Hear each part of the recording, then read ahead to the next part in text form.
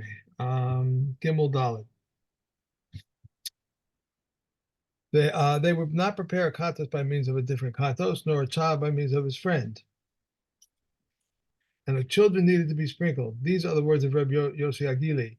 Rabbi Kiva says they did not need to be sprinkled. If they did not find Parah Aduma ashes from 7 Parah Adumas, they would prepare mekatos from the ashes of 5, 6, 5, 4, 3, 2, or 1.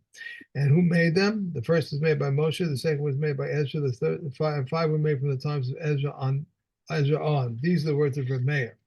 So the comments say 7 from the times of Ezra on. And who made them? Shimon HaTzadik. And Yochanan Kohen HaGadol made 2 each, and Eliyahu, I don't know what, but I can find the English. Annabelle, okay. And Eliyahu ben Hakaf, Kamna Amal, the Egyptian, and Yishmael ben Yanni made 1 each. You have trouble with those. They would make a ramp extending from the Temple Mount to the Mount of Oil, consisting of arches on top of arches, with an arch over the support below on account of a grave of the deep. For on this ramp, the Kohen would burn the Parah, and its entourage would leave the Temple Mount to go to the Mount of Oil. Okay. If the cow was being stubborn and didn't want to move, so one of the tactics that you might otherwise do is bring another cow that's a little more compliant and get it walking, and the other cow bows to social pressure and says, "Oh, if you're going, then I'll also go." In this particular case, you can't do that. You can't take a black cow, that's more compliant to bring the red cow along, because then people will say that, oh, they actually shechted a black cow. Lo aduma, and not even if you've got 2 red cows. Shelo yomru shtaim shachtu, to say that, oh, they did 2. Rabbi Yossi Omer lo mishum zeh, says you got your reasoning wrong. Ela mishum sheneimar v'hotzi osa. Because it's the word osa might not necessarily might not be necessary. So he does a diuk over here and says, if it says it, you must bring it levada, only it. Ziknei Yisrael hayu makdimin b'ragleihem lahar mishcha. So the Zakanim would go first to Har Zaysim. And so there was a mikveh ready prepared there, and you'll see why in a minute. So what would they do? They would put their hands on him and deliberately make him tameh, even though they've done all the stuff to make him tahor. We're not talking about Tumas Meis over here. We're just talking about a Tumas Erev. And in any case, it's because anyone who's not prepared for the Chatas is considered Tameh regarding the one who's prepared for the Chatas. Okay, so they went and made him Tameh. Why? Mipnei Hatstukim Shelo Yomrim B'Mora Ve'Shemesh Haya Nases. Because the Stukim taught the halacha that in order to do the Parah, just give me a sec. A small cup of black. That the ritual of the paraduma must be done by somebody who's not only been to mikveh but has already had the sun set on him. So you often find this that when the tzdukim came up with a chumrah, the Prushim would dafka act lakula to show that the tzdukim were wrong. So, for example, I mean, this is one of the reasons why we have cholent on Shabbos, because the tzdukim held that you had to have cold food the whole Shabbos. And why one of the reasons we light candles is because the Karayim, actually, I think it was, held literally that you weren't allowed to have any light in your house. Right. Yeah. Okay. They had some chumras, huh? Yeah. Samchu yadehim alav, v'omrim lo ishi kohen gadol tvol achas. Okay, so now after they put their hands on him, they said to him, okay, Mr. Kohen, typically the Kohen Gadol, but it doesn't have to be the Kohen Gadol who does this. Okay, but that's normally the kavod that you'd give to the Kohen Gadol. Just go to the mikveh. Great. So he yarad v'tavel v'ala nistapag. So he went to mikveh, came out, dried himself off. He's now Tavul Yom again. V'eitzim hayu mesudarim sham. They had a pyre already set up over there. Atse arazim v'aranim ubroshim v'atse teina chalaka. So different types of wood, cedar wood and orin is oak, I think. Is that right? Cedar, And cedar, broshim, laurelwood, boxwood, or smooth figwood. right. V'osin osa kamin migdal, and they'd make it into a tower, into a pyre. Umefatchin b'chalonos v'chasisa lemarava. And of course, they would leave space for air. It wasn't just like a big solid block of wood. They would leave space for the air to come in and feed the fire. And they would leave a gap on the western side. What's on the western side? That's facing the mikdash. Um, magag, and they tied the cow up with a rope made out of magag, which is a kind of reed, because they wanted to make sure that there was no chance that it would be tame, because magag is not makabel tuma, and therefore they used that to tie up the cow. Al gav maracha, and they placed the cow right next to the pyre. Rosha Badarom Ufaneha Lamarav. So it was pointing south.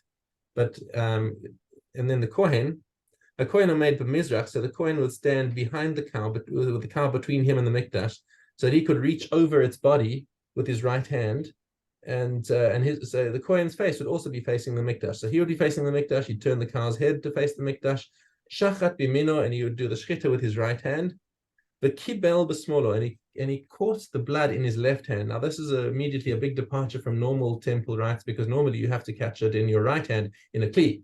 Here he's catching it in his left hand without a kli. Rabbi Yehuda So Rabbi Yehuda says, no, you got to keep the temple thing. You got to do the right hand first. So shecht, drop knife, take your right hand, catch the blood, and pour it into your left hand. But that's not the halacha. So he would have to sprinkle with his right hand. So what does he do? Taval v'hiza sheva pamim keneged beis hakodesh hakodeshim. So he would dip his finger into his left palm where the blood is being held, and he would flick the blood in the direction of the temple. Al kol hazayat zavila, and he would dip his finger every time. And not only that, but he would also have to wipe his finger off on something to dry off the previous blood, so that it was always new blood that was being sprinkled. Gamar mila hazos, once he has finished sprinkling, kinach es yado begufa shel para. Then once he has finished doing all the sprinklings, then he wipes off his hand on the body of the cow, so that all the blood should be burned as much as possible. Yarad hitzis es ha'esh ba'alitos, and then he would light the pyre with tinder. And Rabbi Akiva Omer Bacharios, and Rabbi Akiva says it was branches of palm wood, which also burn quite nicely. But anyway, the halacha follows the Tanakh, not Rabbi Akiva. Okay. Yud Dalet Hey. Preferably, the two birds would be identical in appearance, height, and monetary value, and they should be acquired at the same time. Even if they are not identical, they may be used. If you purchase one bird one day, another bird the next day, they may be used. If the first bird was slaughtered and was found to be a non-wild bird, you should acquire a mate for the second. The first one may be eaten. If he slaughtered the first bird and it was found to be treifa, I would require a mate for the second. It is permitted to benefit from the first one. If the spilled blood, the bird that should have been sent away is left to die, and if the bird that should have been sent away dies, the blood of the slaughtered bird must be spilled out. The cedar wood should be 1 cubit long and as thick as a quarter of a leg of a bed. Measure the thickness by splitting the bed leg into 2 pieces and then splitting the 2 pieces into 4. The Azov must not be Greek Azov, nor Korkala Azov, nor Roman Azov, nor Zion Azov, nor any other Azov with a qualifying description. On the 8th day, the Mitzvah brings 3 animals, a sin offering, a guilt offering, and a burnt offering, and a poor person may bring birds for the sin offering and for the burnt offering. The guy in Gimel Vav. Wait a second. No, I'm sorry. I'm saying something else. Gimel Vav. Negayim that appear on a carcass or kabakas are confined tame for as long as 2 weeks, and with 2 symptoms they are confirmed tame. Living skin or with expansion. With living skin, either initially or at the end of the first week and at the end of the second week, nor after the nega was declared tahor. With expansion, either at the end of the first week and at the end of the second week, or after the nega was declared tahor, they can become confined tame for 2 weeks, which equals 13 days. Clothing is confined tame for as long as 2 weeks, and with 3 symptoms, it is confined tame, deep green, deep red, or expansion. With deep green or deep red negayim, either initially at the end of the first week or at the end of the second week or after being declared tahor.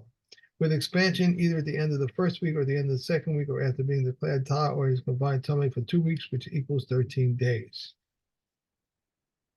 Houses are confined tame for as long as 3 weeks and with 3 symptoms: deep green, deep red, or expansion. With deep green and deep red, either initially or at the end of the first week or at the end of the second week.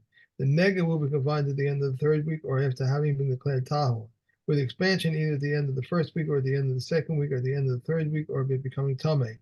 They are confined tame for 3 weeks, which equals 19 days.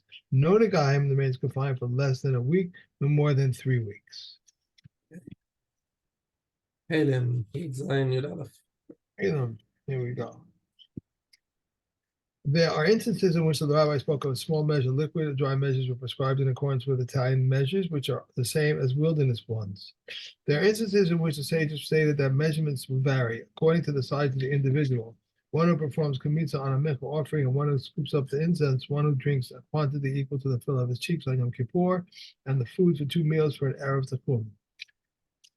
One food for a weekday, well for the Sabbath. These are the words of Reb Meir. Rabbi Yehuda says one's food for the Sabbath, but not for a weekday. And both this one and that one intend to rule leniently. Reb Shimon says 2/3 of a loaf, of which there are 3 to a kav. Reb Yochanan ben Broka says a loaf of worth a punyan, which 4 sahs cost a selah. There are instances in which the sages spoke of a large measure. A ladle full of corpse dust is measured against a full big physician's ladle. The split beans of Ginagayim is measured against a split Sicilian bean. One who eats on Yom Kippur the volume of a large date is liable that he ate the equivalent of it and its pit. The measure of king's bottles of wine and oil and lose their tumah in a hole the size of the large wall. Regarding a window that was made by a person, is measured to spread tumah in the size of a large flat fist, that is the fist of Ben Batiah. Rabbi Yossi said the fist that has the same proportions are as a human head. Regarding a window that was made by a person is measured to spread tumah is the size of the hole made by a large auger in the temple chamber, and this is as large as an Italian punjan and as well as large as the Neronian cellar, and it also as large as the hole in a yoke. Okay. All utensils made from sea creatures are tahor, except utensils made from a sea dog, since it flees to dry land. These are the words of Rabbi Akiva. If one makes utensils from something that grows in the sea and attach to the utensil something that grows on land, even a thread or string, something that is susceptible to tumah, the utensil is susceptible to tumah. And awesome. Gimel Hey. If one slaughters consecrated animals with the intent to eat its fetus or afterbirth outside, he has not rendered its piggle. If one performs malika on turtle doves within the courtyard to eat their eggs outside, he has not rendered it piggle. The milk of consecrated animals and the eggs of turtle doves, one is not liable in regard to them for piggle, noso, or tame. If he slaughtered it with the intent to leave its blood or sacrificial parts until the next day, or to take them outside the courtyard, then Yehuda invalidates the offering, what the sages validated.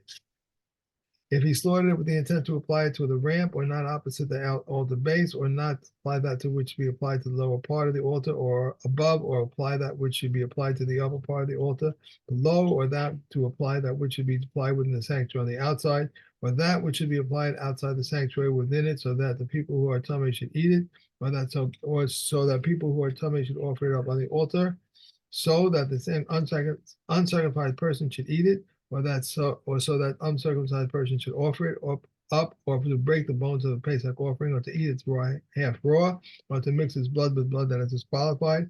It is valid, for intent does not invalidate except for the intent to consume upon its time and it's outside its area. And the intention to slaughter the Pesach and Katos offerings for a designation other than their own. By Shammai said all offerings whose blood is applied to the altar if he made just one application, he's affected atonement. But with the karatas offering, 2 applications. But Beis Hillel says even with the katas offering, if he made just one application, it's affected atonement. Therefore, if one applied the first one properly and the second one with the intent for beyond his time, he has affected atonement. If he applied the first one with the intent for beyond the time and the second one with the intent for outside its area, it's pigel, and one is liable to karas for it. Okay. And Basubas. Okay, Bob Dollars. If she agreed to bring him money, a silver seller becomes 6 dinners. The groom takes upon himself 10 dinners for the basket per 100. Reb Shimon ben Gamliel says everything follows the local custom. If one marries off his daughter without specifying, he should not give her less than 50 zuz. But if he agreed to take her in unprovided, the husband cannot say, when I take her into my house, I will clothe her with my clothing. Rather, he must clothe her while she is still in her father's house. Likewise, if one marries off an orphan, he may not give her less than 50 zuz. If there is sufficient in the coffer, they provide her according to the honor due her.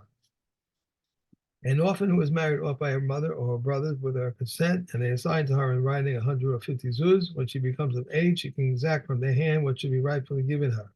Rabbi Yehuda says, if he married off the first daughter, the second one shall be given in the manner they gave the first one. The comments say, however, sometimes a man is poor and becomes rich, or rich and becomes poor. Rather, they appraise the property and give her.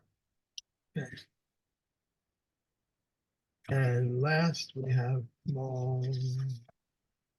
okay. When what grows from tevel is permitted, and if it is a kind whose seed disintegrates, but if it is a kind whose seed does not disintegrate, then what grows from what was grown for it is forbidden. Which is the kind whose seed does not disintegrate, such as arum, garlic, and onion. The Yehuda says garlic is like barley. If one weeds leek plants with a non-Jew, through the product is tevel, he may eat of it a chance meal. If truma seedlings which have become unclean were replanted, they become clean in that they do not convey uncleanliness. But one may not eat them until the edible part is cut out. And Yehuda says until he cuts it out and repeats thus. If one put an onion into lentils and it was whole, if he permitted it, it is permitted. But if he cut it up, if it imparts flavor, in the case of all other dishes, whether whole or cut up, if it imparts a flavor, Reb Yehuda permits in the case of pickled fish, since it is only to remove the bad smell. Okay. Okay. Okay. And tomorrow we have